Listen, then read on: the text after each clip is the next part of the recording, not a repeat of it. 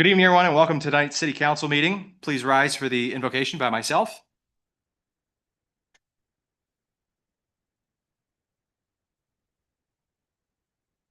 Lord, we pray for wisdom. May we listen deeply to your daily invitation to share our talents with creativity. Strengthen and guide us so that we can be productive, effective, and decisive. May we generously serve our community as courageous leaders and compassionate neighbors.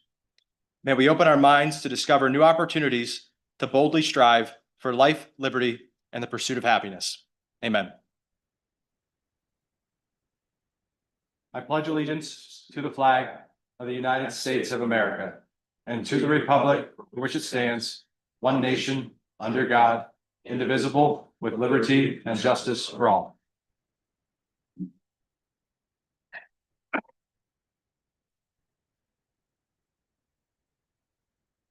We'll move to item number 3, approval of City Council meeting minutes dated December 4th, 2025, December 11th, 2025, and January 5th, 2026. Do I have a motion? So moved. Second. Any questions about the minutes? Mrs. Frank? Mr. Yoder, Yes. Mr. Milliken, Yes. Mr. Pelisi, Yes. Mr. Bider. Yes. Janice, I'm here. Oh, I'm sorry, Mrs. Katz. Yes. Thank you very much for acknowledging that, Bonnie. Motion passes 5-0. Item number 4, limited courtesy of the floor. I believe we've had no requests tonight. Is that correct, Mrs. Frank? That's correct. Okay.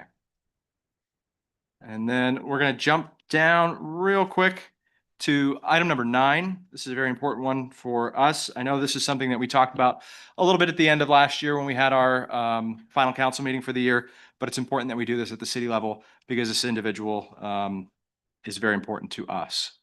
So this is a resolution honoring Chief Sam Ungst. Do I have a motion? So moved. Second. Thank you very much. Mr. Ungst, how are you tonight? That's good. That's good. How many more days do you have left? 4? I can't believe you're counting down. Well, I do want to read this into the record because this is something that's very deserved. And so whereas Sam Ungst has served with distinction as a member of the Williamsport Bureau of Fire since March 16th, 1992 through January 11th, 2026.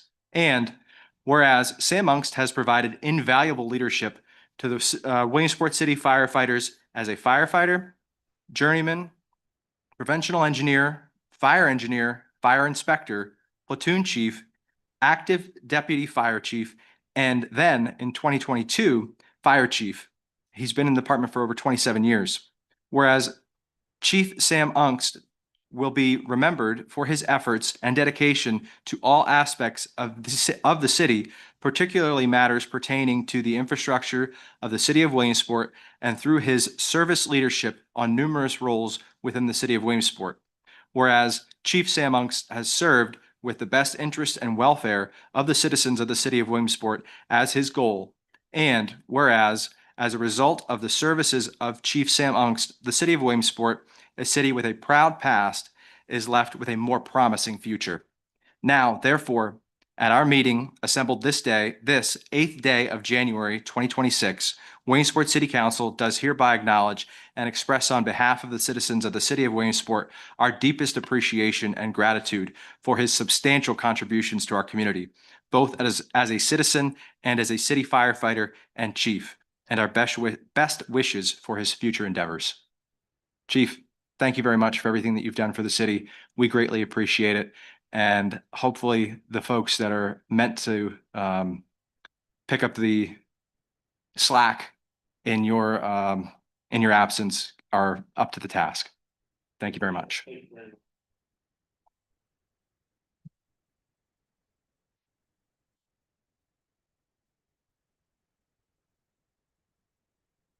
I'll open the floor to any other members of council. I just want to say, as a new guy up here, I aspire to your level of service and commitment to the city. And I appreciate everything that you've done.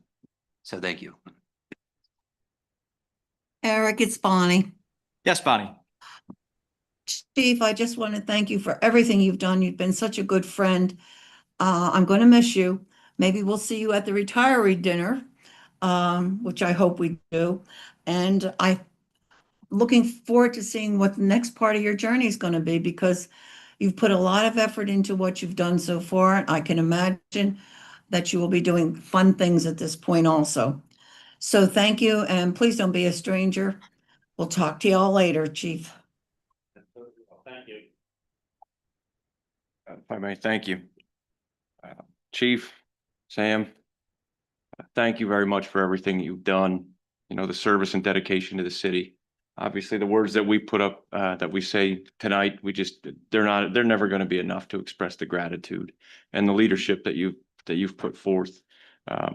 Everything from the phone calls that we've had, trying to figure out issues with the city, talks about potentially regionalizing the fire department, you know, just a better, brighter future. And I'm going to miss having you around. And I just hope that whoever picks up your position and carries on the legacy of that level of service is as qualified and able to grow such an amazing mustache too. So I wish you all the best in the next chapter of your life. Thank you. Thank you very much. Mrs. Frank. Mr. Yoder, Yes. Mr. Milliken, Yes. Mrs. Katz, Yes, Mr. Pelisi, Yes. Mr. Bider. Yes, resolution passes 5-0. Again, well-deserved, Chief. Thank you. All right, we'll jump back up then to item number 5. We're going to have a presentation and award from the Pennsylvania Audubon Council. Good evening, council. How are you, sir? I am great, and I'm extremely excited about this next item. So just about a year ago, council passed a resolution stating that the city would seek to get designation as an Audubon bird town. So my department's been working for the past year on meeting those requirements to get that designation. So as portions of that, there's a big application that has to be filled out. And we also needed to create a bird town advisory committee. So I will now invite Bruce Buckle, who is our committee chair for the Bird Town Advisory Committee, to say a few words. Thank you, Scott, and thank you to council for embracing Birdtown. Much appreciated. I want to introduce the members of the committee to start. Sitting back here with me is Jim Green in the back. He's one of our Birdtown committee members. Jim is a master. He's an expert at native plants and gardening. Linda Schramm, very active in the community. I'm sure many of you know her. And Jenny Picciano, who couldn't be here tonight. She's the works for, I don't think she made it. She is the chief planner for the county. So they comprise our committee. Ted Loy is here. Ted is the vice president of Lycoming Audubon. I happen to be the president of Lycoming Audubon at the moment. And in a minute, I'll introduce you to Heidi Shiver. I do want to say that our local Lycoming Audubon chapter is committed to doing everything that we can to make Birdtown an asset for the community that brings a level of togetherness and enthusiasm for the outdoors that in our parks that we want to enhance. So towards that end, our chapter has allocated $1,000 to small amount, but $1,000 towards whatever we can do to help this Birdtown initiative, and we'll help it move forward from there. I want to introduce Heidi Shiver, who is the director of Birdtown, Pennsylvania, and thank her for driving up here from Bucks County. So thank you very much, Council. Thank you, Bruce. Thank you, Scott. And thank you, Council, for having me this evening. I'm just going to take a moment of your time to share with you a little bit more about the program. Let me just get that ready for you.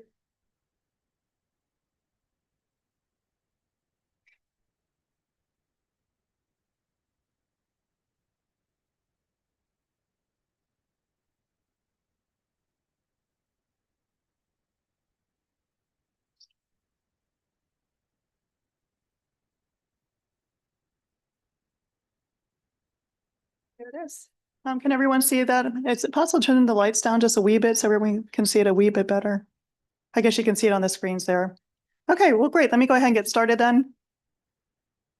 So I just like to start with our mission. Birdtown, Pennsylvania works in partnership with local municipalities and like-minded organizations to promote community-based conservation actions to create a healthier, more sustainable environment for birds, wildlife, and people.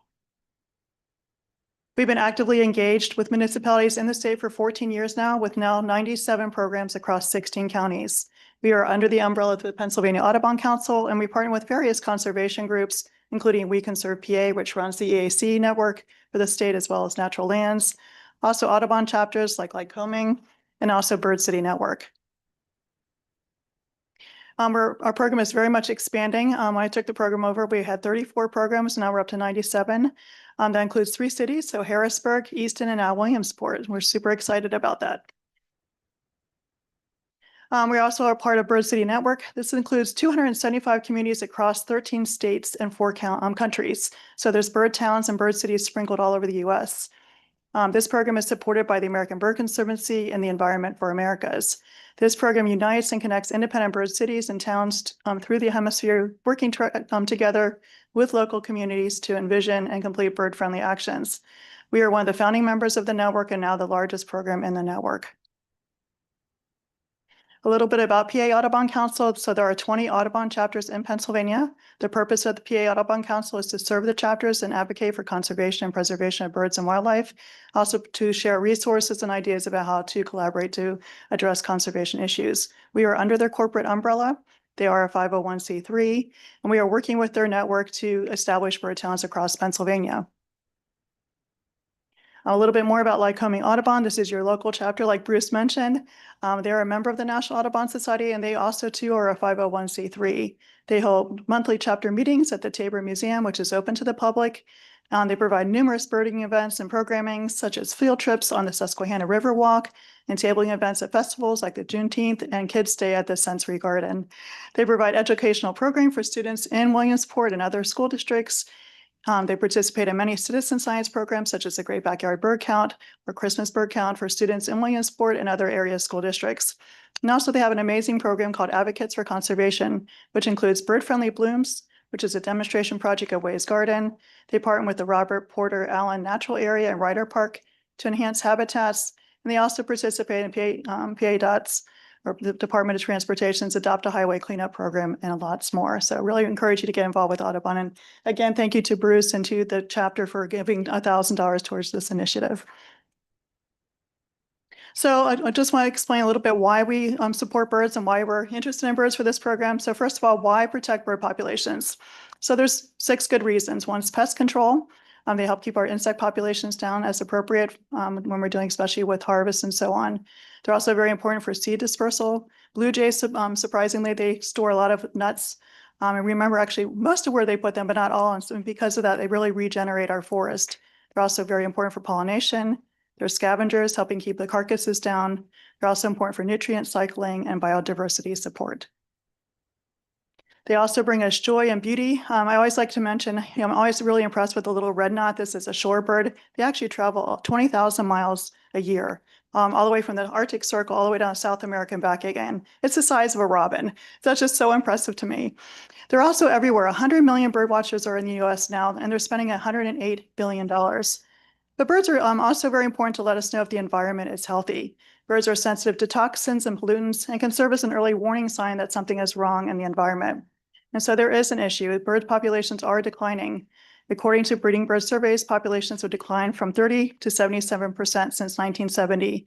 And the numbers are still falling according to the recent report last year, the 2025 State of the Birds report. So the little red knot that I just mentioned, their population's down by over 90%. So this is the report here. The key findings are showing that 1/3 of US bird populations or species are high or on moderate conservation concern, including 112 tipping point species that are more, their population is down by 50%. And that includes the evening grosbeak. So I don't know if you know the evening grosbeak, but it's a gorgeous bird and their populations are really down. So what are the causes for these decline in bird populations? One is loss of habitat. This is a big one. Just thinking about loss of habitat, you think about 40 million acres of lawns across the US, with 2 million here in Pennsylvania. Lawns provide really no eco services for birds. There's no place for them to hide or to eat. There's no water or food. So that's a big issue. Cats are shockingly another big issue. 2.4 billion birds a year are killed by cats, both feral and outdoor cats. Window collisions, the surfaces and light are very confusing for birds. So over 1 billion birds a year are killed by window collisions. Pesticides are a huge issue in the landscape, climate change, invasive species, and then also plastics. So what we do is to address these issues is engagement, education, encouragement, support, inspiration, and in promoting awareness about these issues. These are some of the different activities that a bird town can choose to do. So this is up to the municipality and also the committee that you have to decide what you want to do to address these different issues. But it can include holding a native plant pop-up garden, installing a demonstration native plant garden, developing and passing proclamations, resolutions, and ordinances to address things like invasives or native plants or pesticides, supporting and running citizen science programs, reducing bird window strikes and pesticide use, and so on. So what we provide for your municipality is a statewide structured program with congruous goals, concrete resources and achievable actions, a framework for community networking with other bird towns and other conservation partners, free training and workshops for your bird town leaders, and more opportunities and success in obtaining funding. So I'm still fingers crossed. I applied for a C2P2 grant through DCNR for close to $70,000, hoping to hear by next week. So fingers crossed that we'll get that. But if we do get it, we'll be offering $31,000 mini grants for the bird towns. We also have an amazing website. This has a tremendous amount of information and resources available to your residents and homeowners. Also the list of our conservation partners and bird town programs. And then there's a special back page that's only accessible by your bird town committee.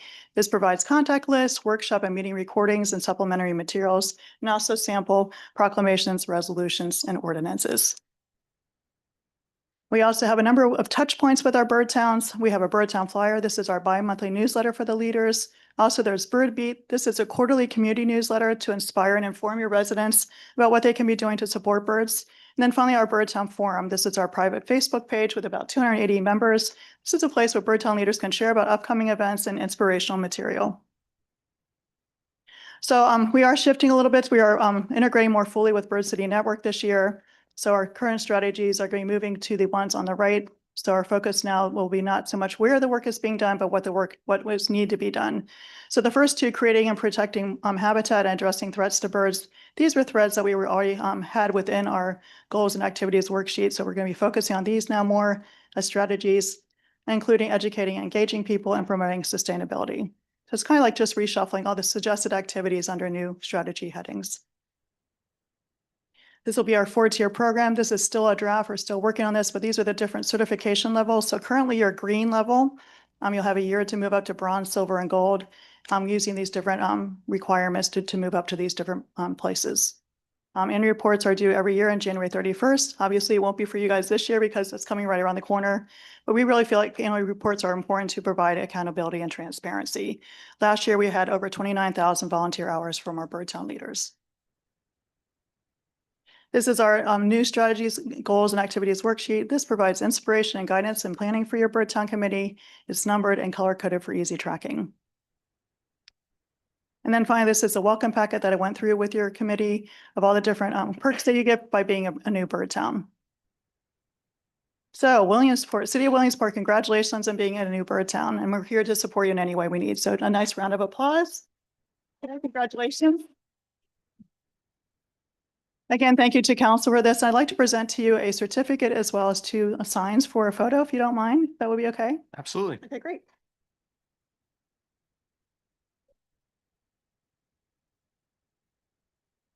Yeah, she need to take a picture. Yep. Just come on. Chris, can you turn the lights back on? Our best side is. Okay. So you gotta come right around. Yeah, 2 ball. Stop. Thank you.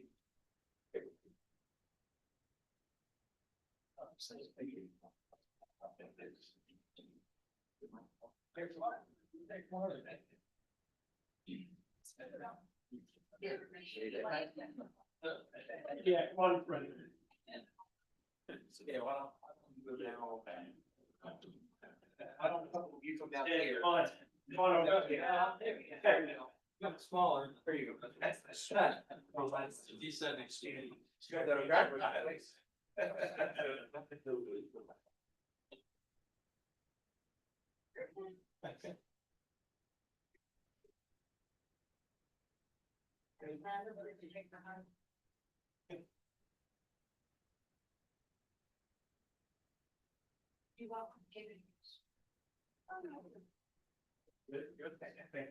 Yes, thank you very much. Thanks very much.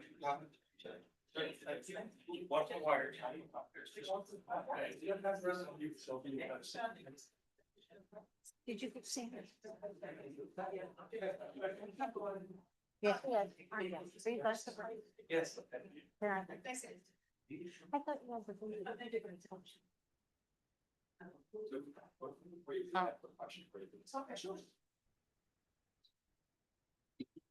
So yeah, I should have opened with that. Do you have any questions for me about the program? No, so the question I have is for you personally. So obviously, if you're involved at this level, you have to have a bird that you would absolutely love to see in real life. So what is that bird for you? That's a tough one, actually, because really it's usually, I always usually say it's the bird in front of me. Yeah. No, that's a good, one to say, but I would actually an evening grosbeak. They're supposed to have an eruption this year, so I've been waiting and hoping that my bird feeder I'll see one. So I'm really hoping for an evening goldfinch. How about you? Myself, I've just been really happy to see the explosion of the bald eagle population here in Lycoming County specifically. I remember being a kid growing up, they were non-existent around Wow. here. And now we've got quite a few. I wouldn't even venture to guess how many, but Mhm. there isn't a day that goes by that I'm not driving around in the car and I see one, and it's commonplace now. And my kids really have no idea of the impression of it. I mean, you see them on the side of the road when you're Mhm. driving sometimes and so on. So it's just really, really neat to see that that's made a comeback as it has. No, I'm glad for the eagle, the bald eagle population. Do you have any golden eagles that come through here? Yes. We have. I thought I saw one. Yeah. Yeah, I'd love to see a golden Yeah. eagle as well. Couple of years ago, we had some peregrine falcons nesting on the Market Street Bridge. So we've had a lot of activity, and then obviously up at Rose Valley Lake, that's a huge hotbed for that. There's several osprey pairs Oh, that great. are up there as well. Awesome. Fantastic. Thank you. That's exhausted my bird knowledge. Great. Anyone else have any questions before I head out? Oh, yes, go ahead.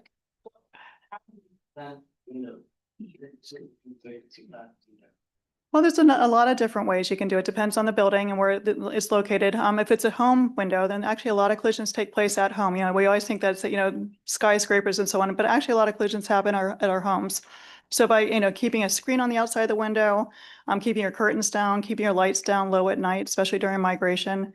I mean, anywhere from April to the end of October, you really want your lights down by 9 o'clock. The birds are, passing. That's when usually they take off. And they're, traveling. If they see a light on, they're going to be drawn back down and into the, down to where your house is and to your neighborhood. In the morning is the real problem, is that when they lift off, then they're in an unsafe space and they're going to hit the window then. So you really want to keep those lights down so they continue on. A lot of birds migrate at night, especially our songbirds. Another thing is to put little dots, so you can buy materials. It should be 2 inches by 2 inches. Birds like to dart through small spaces. That some people are like, oh, that's going to cost you money. I use soap. So you can use just a bar of soap and just do dots on your window that way. It works really well. I've been doing it. It's been very effective. Yeah, thanks for the question. And congratulations too. Great. Anything else? Well, thank you so much for having me tonight. It was a pleasure meeting all of you. I appreciate your support. Thank you. Thank you very much. All right, then we will move on to, what have we got here? Item number 6. Mrs. Frank, item number 6. Do you need a motion? Do you want to read that? Do we need to read that? Well, I usually don't do these, but Okay. Veterans Memorial Park, John Markley is reappointed to a commission for a 5-year term commencing 1/1/26 and ending 31. And the RVTA board, Max Moore is reappointed to a 4-year term commencing 1/8/26 and ending 1/1/30. All right, could I have a motion, please? Second. Mayor Slaughter, I believe you're out there in Zoom. Yes, good evening, President Biden. Congratulations, President Biden and Vice President Pelizzi on the new appointments. Good evening to the rest of the council administration. what you have before you, as was noted, are two reappointments. John Markley, who's been a long-standing member of our Veterans Park, does a tremendous job up there. We've talked about that a lot in the past. And if you haven't been there recently, there's always new things going on at the Veterans Park. And we appreciate John's continued and the rest of the commission's continued work there. So he's up for reappointment. And then Max Moore on the RVTA board. Max has done a great job in his first term on the board, and talking with the folks up there, they were happy and are happy that Max is looking to do another term on the board. So those are the two reappointments before you this evening, and I'll turn it back over to you, President Biter. Thank you very much, Mayor Slaughter. Are there any questions about the reappointments on the agenda for this evening? If I may, two comments. First, I don't think John's here, but he does a lot for the Veterans Memorial Park group. Has for a number of years. We have a very good group there. I'm excited to see him still being there. If you have not been over there, please go. It's immaculate. It's fantastic. It's one of the best in the state. I see some heads nodding. So John, I really am grateful that you are still there. And then on the RVTA board, I don't know Max a lot, or personally, I have heard good things about him. I do think, though, for the group moving forward, it might be wise for future RVTA board appointments that we do a little bit of an interview process there. Even if they're a reappointment, that's a new authority. And I do think, given the just intricacies that we've been dealing with over the past number of years, it would be a valuable conduit and exchange of information and dialogue to understand kind of what's going on, forward-thinking things from a board perspective. That's hard to do in this timing with reorganization and committees and stuff. So, but both of these are good in my view. Excellent. Seeing and hearing nothing else, Mrs. Frank? Mr. Yoder, Yes. Mr. Milliken, Yes. Mrs. Katz, Mr. Pelisi. Yes. No, Janice, I wanted to ask before I voted. I'm sorry, I didn't take myself off mute. We're doing these both together, right? We're not doing these appointments separately? No, they are both together. Okay, I say yes. Mr. Pelisi, Yes. Mr. Biter. Yes. Motion passes 5-0. All right, and then we're going to jump down to item number 12 while the mayor is still on. Resolution approving an intergovernmental cooperation agreement and MOU by and among the RDA and the city of Williamsport and the Williamsport Area School District. Mayor Slaughter?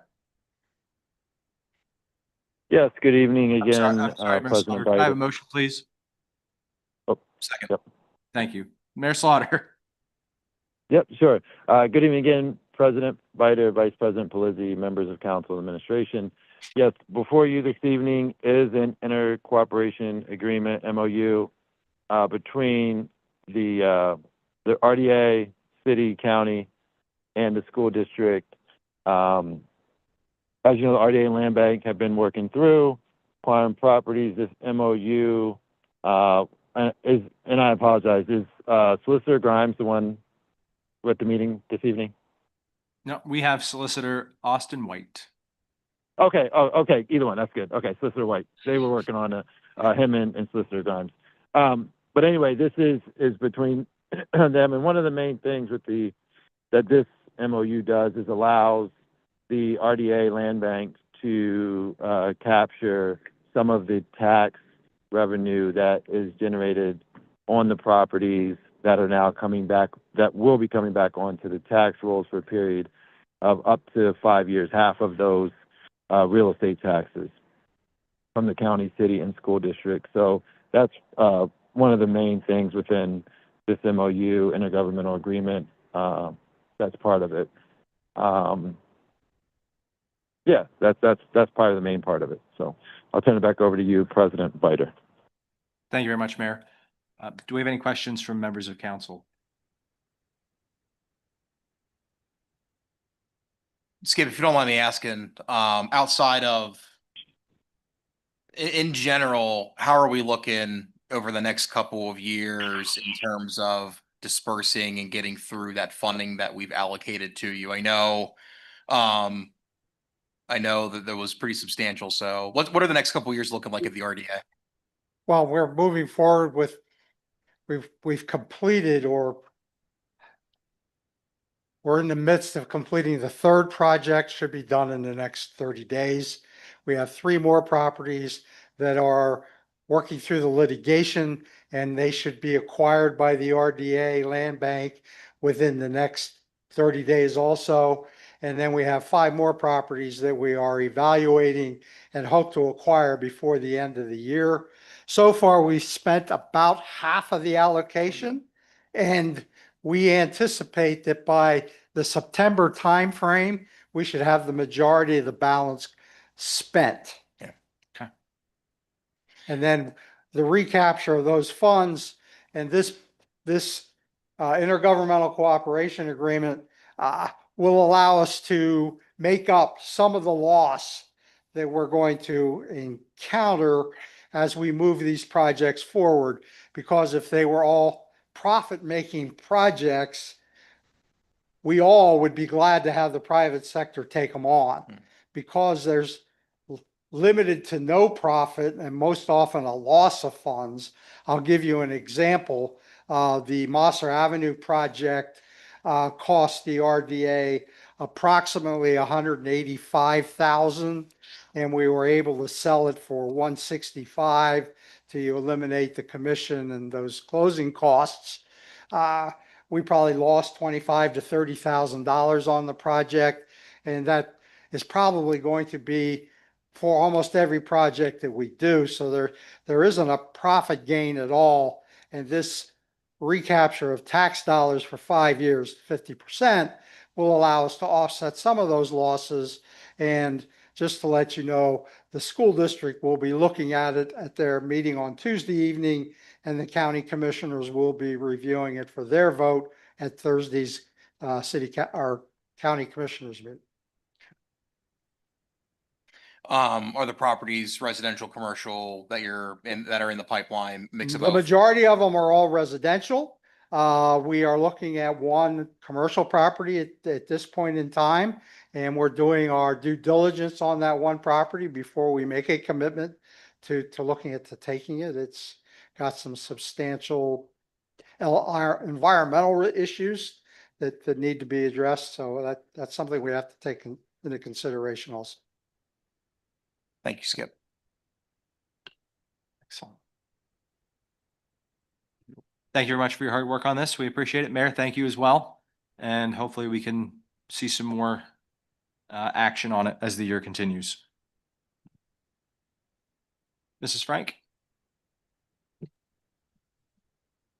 Mr. Yoder, Yes. Mr. Milliken, Yes. Mrs. Katz, Yes. Mr. Pelisi, Yes. Mr. Bider. Yes, motion passes 5-0. We'll go up then to item number 7. An ordinance of the City Council of the City of Williamsport placing a government study commission question on the 2026 primary election ballot and designating the number of members to serve on said commission. Can I have a motion, please? So moved. Second. All right. Councilwoman Mealy is not present tonight, so Councilman Yoder is going to be taking over on this one. Is that correct? Yes, sir.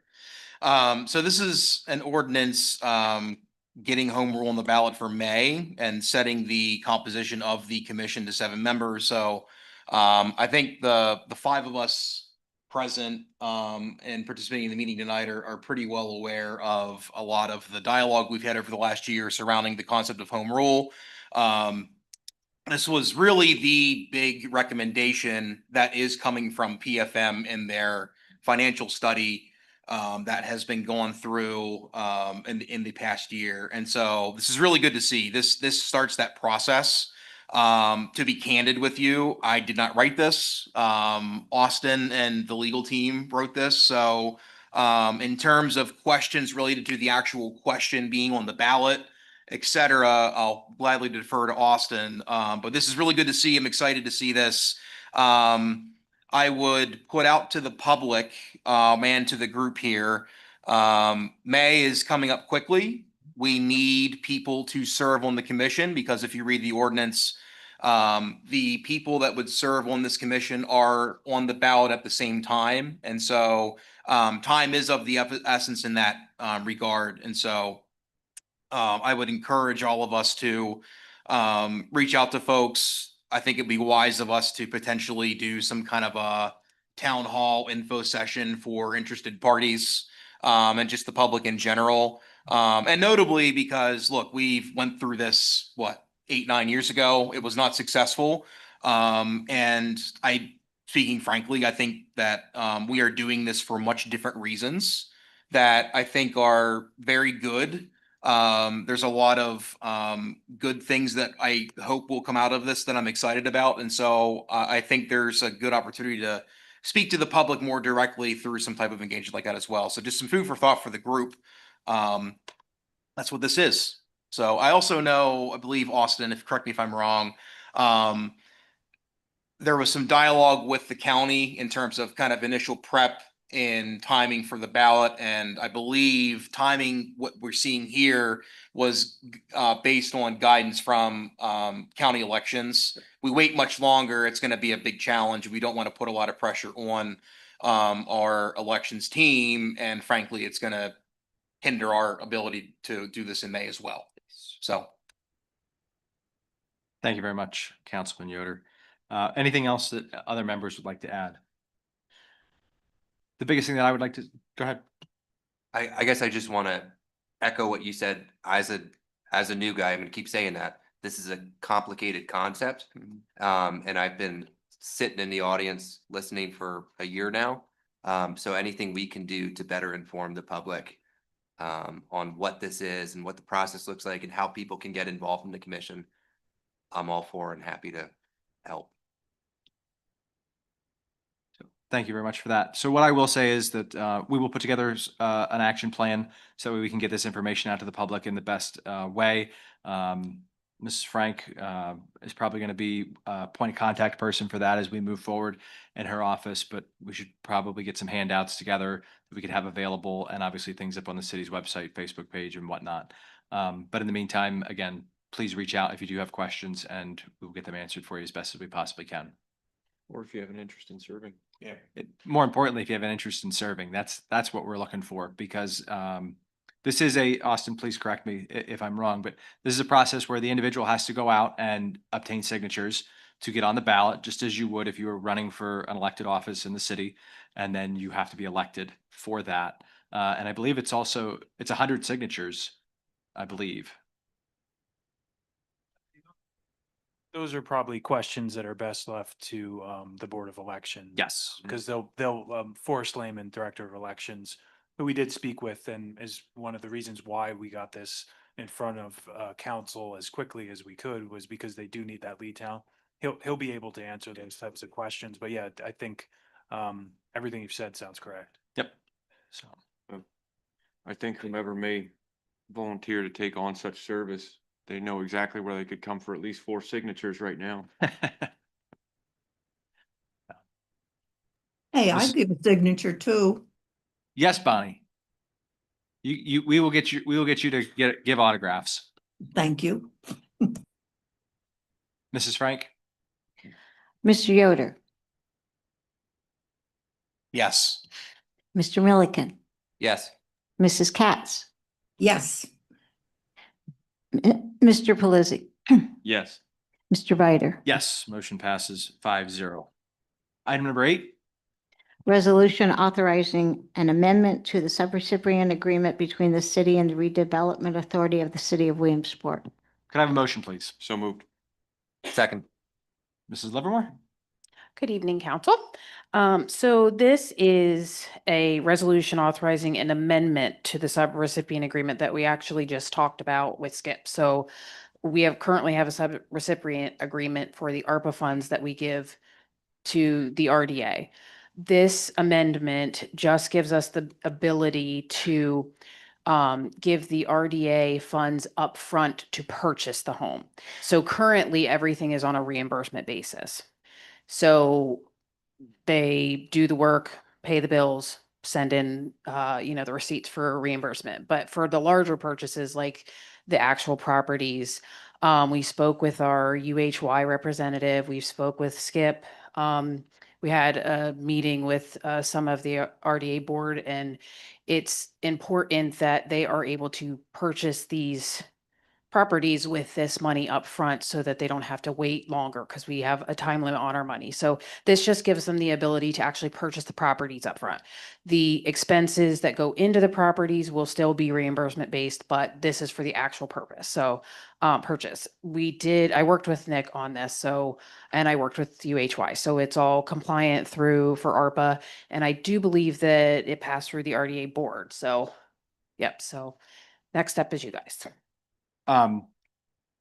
The obvious question that I would have then is, we give the money to the RDA, purchase falls through because somebody else came in, or the person that owns the property decides they're gonna fix it up, get their act together, whatever it may be.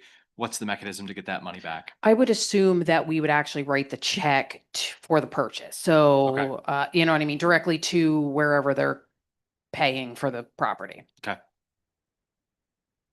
Any other questions from other members? Mrs. Frank?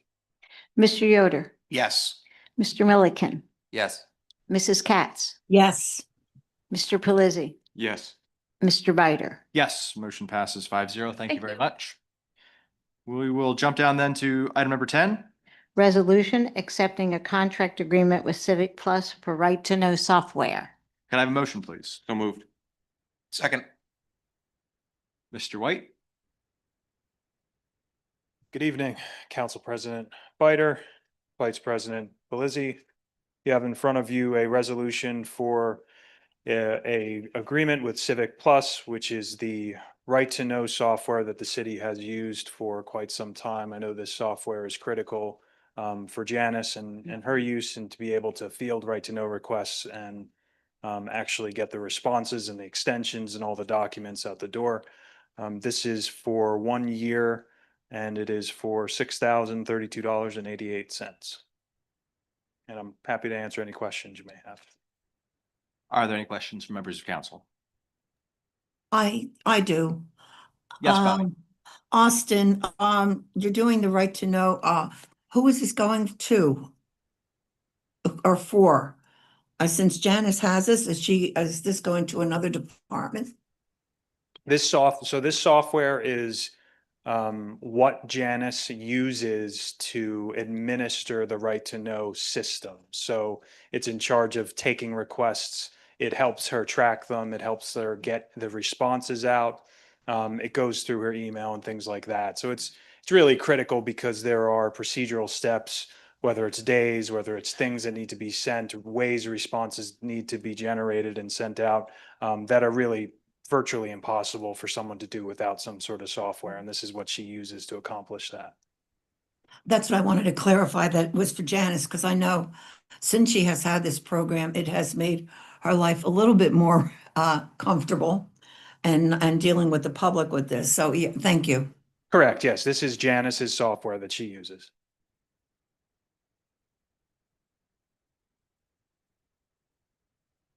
Okay, you got something? You got it? All right, Mrs. Frank? Mr. Yoder, Yes. Mr. Milliken, Yes. Mrs. Katz, Yes. Mr. Pelisi, Yes. Mr. Bider. Yes, motion passes 5-0. Move to item number 11. Resolution to appoint a sewage enforcement officer and an alternate SEO for the city of Williamsport. Can I have a motion, please? So moved. Second. Mr. Scott? Good evening, Council President Bider, members of council. I have a resolution to present for your consideration. This resolution is for appointing a sewage enforcement officer and an alternate sewage enforcement officer for this year. Every year, the Pennsylvania Department of Environmental Protection requires that the city appoint an SEO and an alternate SEO. We did this last year. We're proposing to appoint the same people. That's Mike McLean as the alternate, and John Giacomi was the main SEO. John works at Old Lycoming Township and Mike's at Hepburn Township. They will be paid a fee of not less than $58 an hour and not more than 60 an hour. And to refresh my memory, this is because of septic systems that are on city or within the city limit. That's correct. That's right, which Okay. we have only one really that we know of, and that's at Elm Park. And that, will that be going away with the new bathrooms, or is that going to stay a septic system? It stays. It stays, okay. Yeah. And the new bathrooms were just installed 2 weeks ago, by the way. Wonderful. Yep. Yeah, it's all public sewer, throughout Yeah. the city, except for, that's about the only one we know of. Okay. Any questions then from members of council? Mrs. Frank? Mr. Yoder, Yes. Mr. Milliken, Yes. Mrs. Katz, Yes. Mr. Pelisi, Yes. Mr. Bider. Yes, motion passes 5-0. Move to Thank item you. number 13. A resolution authorizing the purchase of 3 pursuit rated police vehicles and related unit equipment. Can I have a motion, please? So moved. Second. Mr. Good evening. Taviano. Good evening.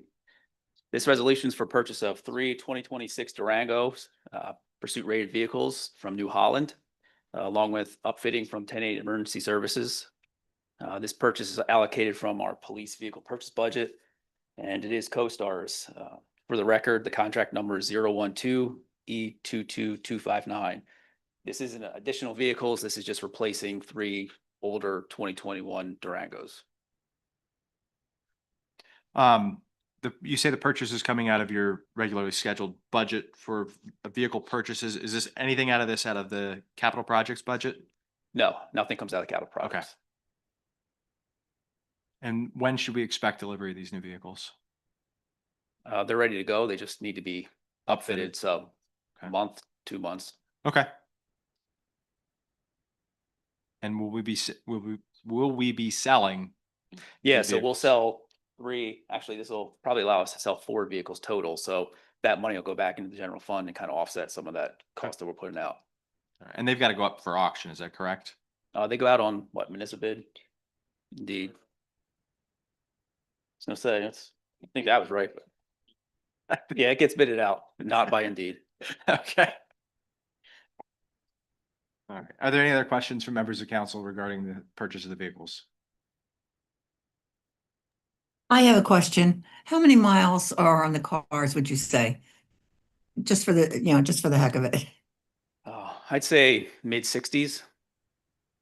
But the wear and tear is unbelievable, right? Yeah, 60,000 miles doesn't seem like a lot, but our car's idle, so 3-4 times that idling. Yeah.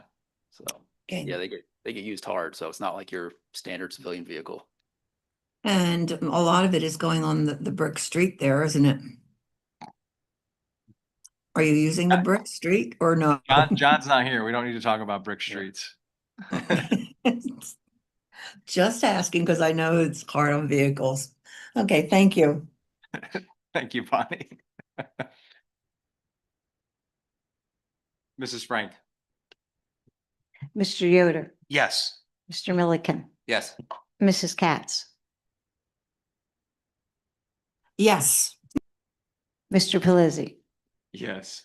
Mr. Bider. Yes, motion passes 5-0. Thank you. Thank you as well. Item number 14.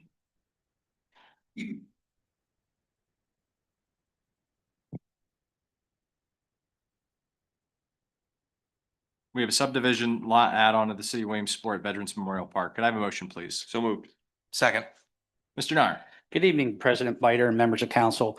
Before I go into the next 2 presentation, I want to read a letter that we recently received from the Lycoming County Planning and Community Development.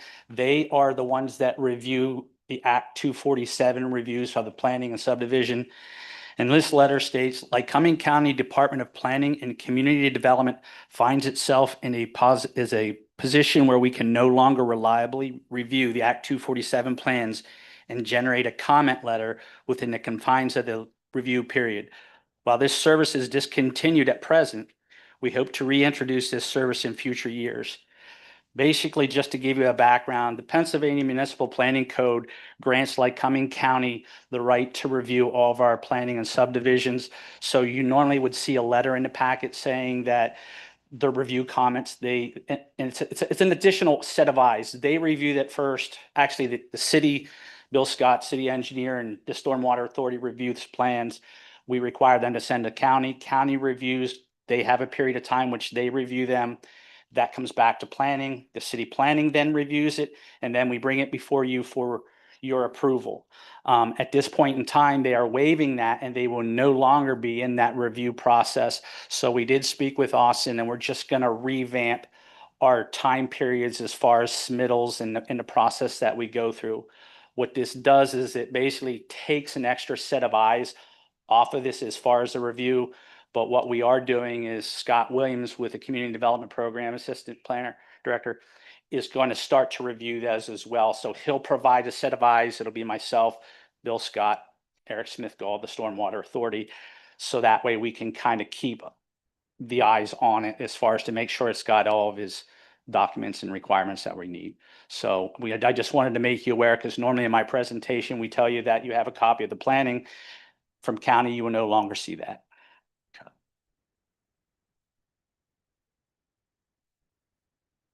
Any questions on that? I was making a note for something, and so I might have missed this. Why are they pulling this back again? My understanding is because of their moving The staff, financial moving staff stuff. around. They just can't do it in that required time frame and take a fee to do that. Okay. And again, the county's been doing it for us as well as many other municipalities, probably for at least 40 to 50 years again. And they'll be stopping at this time. And they're stopping across the board? Stopping and across the board, correct. Wow. Okay.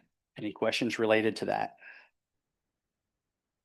Okay, moving on to the subdivision lot add-on. Attached for your review is a subdivision lot add-on. The tax parcel is 67026.101.c. They will subdivide lot number 1 containing 0.1362 acres, and it will be added to the city of Williamsport's tax parcel 67026.101.a. To give you the background, back in 2007, High Steel donated for $1, and it went through council, a resolution for them to basically provide us with this parcel of land to expand the Veterans War Memorial that John Markley and his commission worked on. So unfortunately, it was never followed through, and it was never recorded that this is part of our parcel. And as part of John Markley's continuing efforts to expand, we really need to make sure that's done so that they meet the confinements of the zoning laws and requirements. So we're bringing this before you. Larson Design Group has been working extremely hard on pulling this together, and this will merely just be adding that's something that was approved by council in 2007, but just never brought before and got recorded. We will make sure within the next week, providing council approves it, that it will be recorded and it will be deeded, that it'll be our parcel, which will allow John Markley and the commission to continue their efforts of what they're doing up at the War Memorial. Okay. Seems pretty straightforward. Any questions from members of council? No. Mrs. Frank? Mr. Yoder, Yes. Mr. Milliken, Yes. Mrs. Katz, Yes. Mr. Pelisi, Yes. Mr. Bider. Yes, motion passes 5-0. Item number 15, lot consolidation, Church Street, City of Williamsport. Mr. Nar. What I Can I have present. motion first? I'm sorry. So moved. Second. Thank you, Mr. Nar. What I present to you is a lot consolidation. Hopefully, this is, knock on wood, this is one of the last parts of the puzzle with the separation between RVT and the city of Williamsport.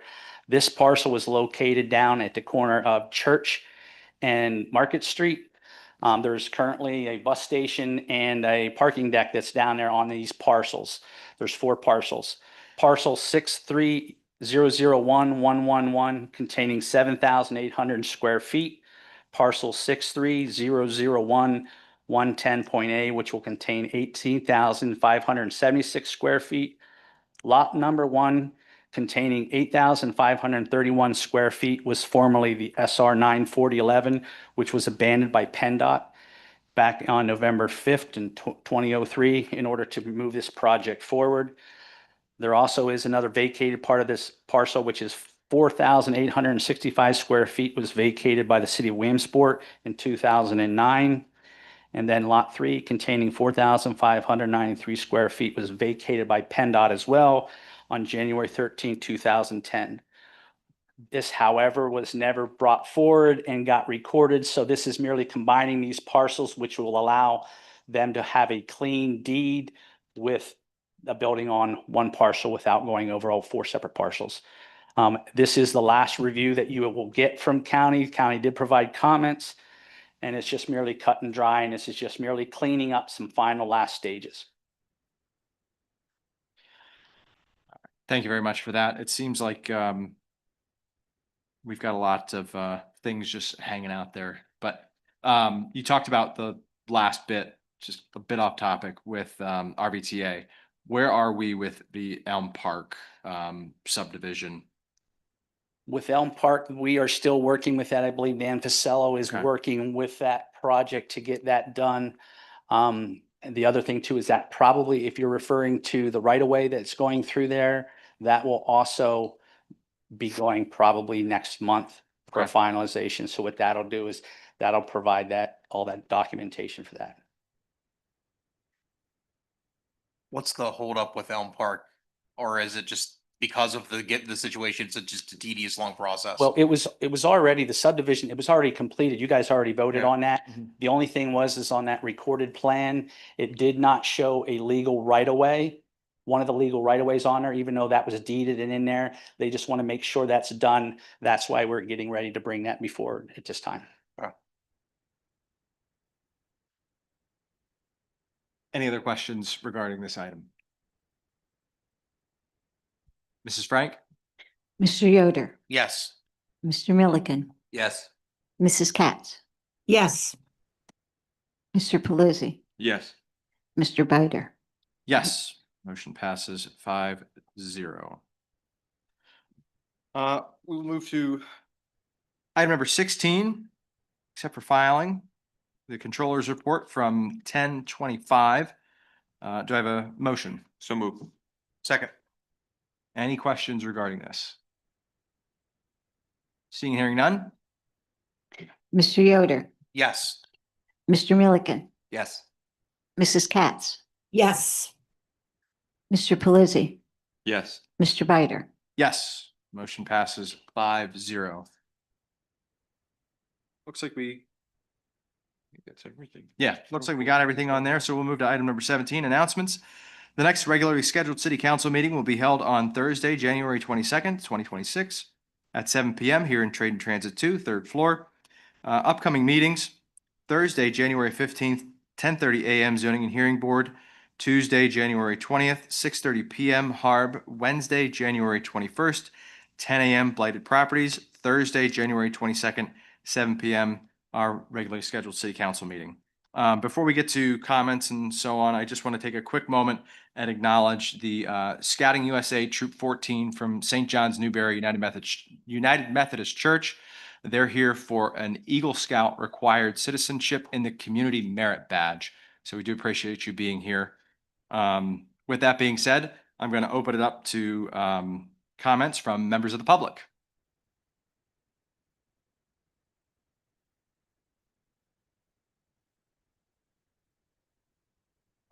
Just come on up to the podium. Please say your name and address for the record.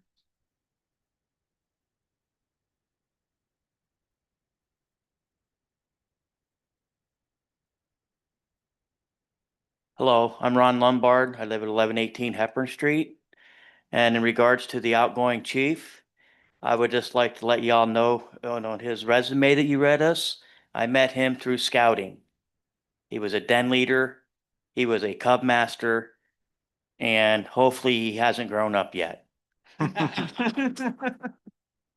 And all the good things were said about him. The only thing I can think wrong with him, he's a Yankee fan. Thank you, Sam, and thanks to the council for having us. Absolutely. Yep. Hopefully we didn't keep you, hopefully we kept you from falling asleep back there because I didn't see too many phones and faces. So well done on that. Thank you. All right. With no other comments from members of the public, do we have any comments from members of council? I have a question. Yeah, I have a question for all the young people at the back of the committee, of the room. You're here for, an Eagle Scout? Public service? Eagle Scout, community, merit badge. Okay. By a show of hands, how many of you are going for this merit badge? Several of you. All right. Okay. By a show of hands, how many of you like tonight's meeting? Okay, even better. So we're gonna see you guys at more meetings, right? Okay, all right. Excellent. Excellent. All right. Well, thank you all for being here. Any comments from the administration? And any comments from the news media? I don't believe anyone is here. I'll take a motion for adjournment. So moved. Second. All in favor? Aye. Aye.